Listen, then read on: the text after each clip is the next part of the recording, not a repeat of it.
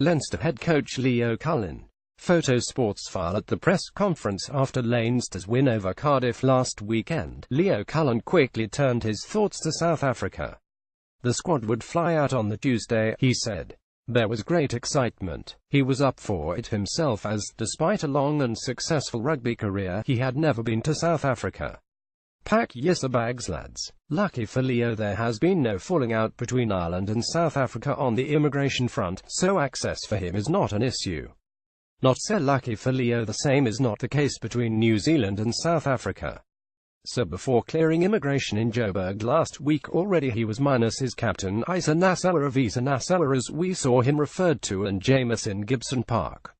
Immediately it brought back memories of Felipe Contepomi having to sit at the pool stages of the Heineken Cup in 2003. Leinster had forgotten to sort the right paperwork for him. Their appeal was rejected. The then-manager Ken Jeong was handed the can and, in fairness to him, carried it off with some dignity.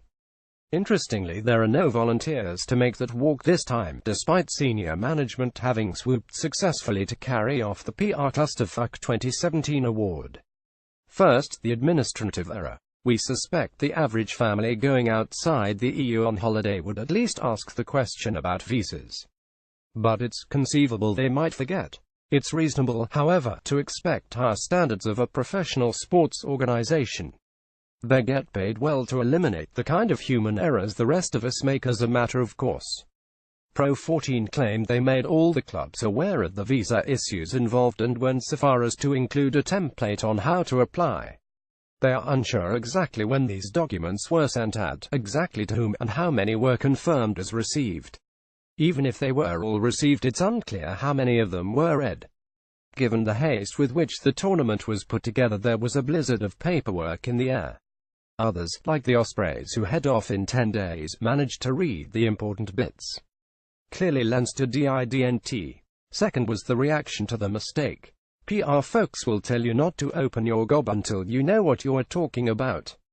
In Leinsterland they put together a hat-trick of own goals. They issued a statement saying the lads were in limbo, but gave no info on how they would get through the gates. Worse again, with staggering arrogance, they effectively told their stakeholders to bugger off, that there would be no further comment. Then when Guy Easterby, head of rugby operations, came out with his hands up, he never bothered to acknowledge those primary stakeholders, the fans and the sponsors.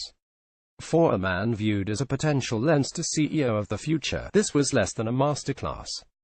Between Easterby and the senior management team led by existing CEO Mick Dawson, Leinster demonstrated a poor grasp of the basics. It's been suggested that the absence from the tour of Leinster's communications manager was a flaw. Maybe if Pro 14 been more generous in the number of personnel they were prepared to fund, they bankroll a set number for these South African trips, a communications professional would have gone. Perhaps if Leinster put a higher store on the media relations, they would have funded the travel of such a person themselves. In any case, communication with home wasn't the issue, so the crisis could have been managed. Rather, it was all about attention to detail, before and after the event. Sunday Indo Sport.